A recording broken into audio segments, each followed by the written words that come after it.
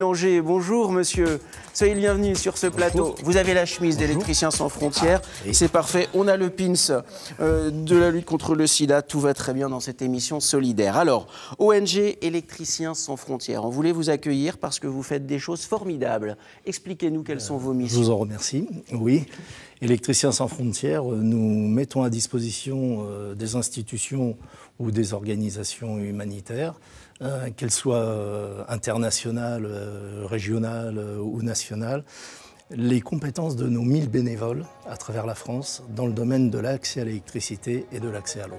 35 pays, plus de 125 projets, 1000 bénévoles, des électriciens limousins qui interviennent aussi évidemment à l'étranger. Parmi vos principales missions, il y a l'accès à l'électricité, mais l'accès à l'électricité permet parfois l'accès à l'eau. Tout à fait. Expliquez-nous. Par du pompage solaire.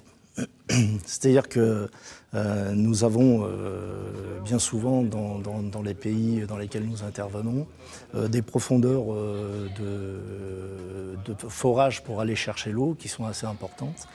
Et donc, comme bien souvent dans ces pays-là, ce sont ou les femmes ou les enfants qui vont chercher l'eau, et des fois quelques kilomètres, et qui reviennent avec des charges importantes.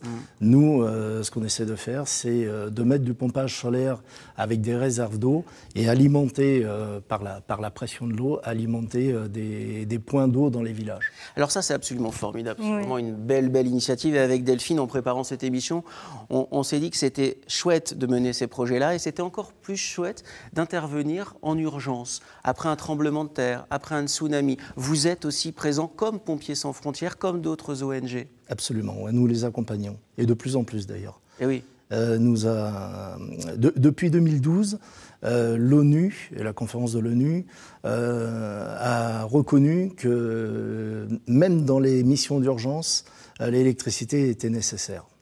Alors, puisque l'électricité est nécessaire, on va parler d'une mission toute récente, celle du Congo. Et pour nous en parler, Gilles Gauthier est au téléphone avec nous. Bonjour Gilles Gauthier. Oui, bonjour à vous. Alors vous êtes un électricien sans frontières et vous avez mené à bien une mission au Congo, très belle mission. Vous avez rapporté des images que l'on découvre avec tellement de plaisir tant on voit le sourire sur la population qui illumine leur visage. Expliquez-nous l'objectif de cette mission au Congo. L'objectif était d'alimenter un village en électricité. Donc la mission s'est déroulée sur 2 ans. 2 années successives. La première année, c'était l'équipement des bâtiments communs, maternité, école, un bâtiment commun où ils proposent des céréales et tout ça. Et la deuxième année, c'était de la pose de photovoltaïque, de panneaux photovoltaïques. Parce que comme au Congo, tout le monde le sait, il y a beaucoup de soleil, ils auront profité de cette énergie qui est gratuite pour alimenter des pompes, pour irriguer des bassins où ils élèvent des truies, enfin pas des truies, des poissons, ainsi de suite. Gilles Gauthier, combien de temps il faut pour préparer une mission comme celle que vous avez menée à bien au Congo ? Alors, la mission a été préparée 1 année encore auparavant. Donc, il y a la préparation budgétaire, matérielle, logistique, voyage. Donc, c'était mon collègue Jean-Marc et Lucien qui avaient fait la mission de préparation. On le voit hein, sur le sourire de cette population. Ah, je crois que Gilles n'est plus en ligne avec nous, mais en tout cas, vous l'aurez compris, Électriciens sans frontières a agi au Congo avec autant de générosité que dans les autres pays. Quelles sont vos prochaines missions ? Alors, prochaine mission, nous avons très prochainement une mission à Madagascar pour électrifier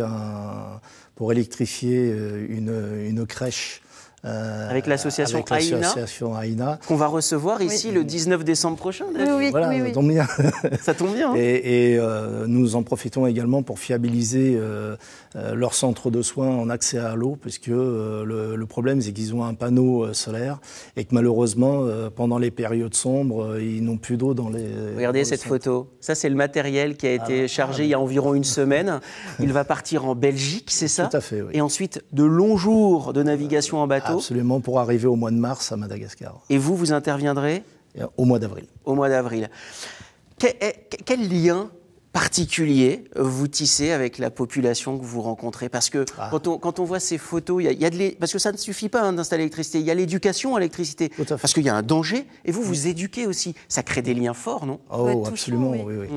Nous avons deux particularités. L'une, c'est la formation.